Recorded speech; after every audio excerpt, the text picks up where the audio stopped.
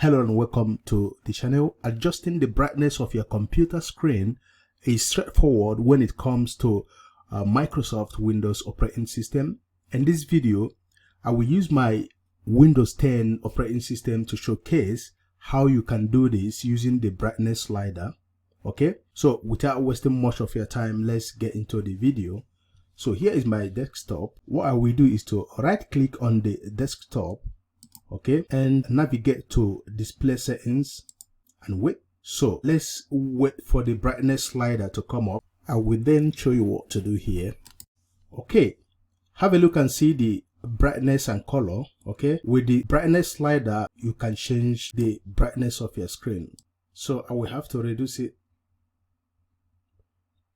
I prefer 2025. It's better for me. Okay, so that is simple, straightforward. This is how to do it when it comes to Windows operating system. Thank you for watching and God bless you.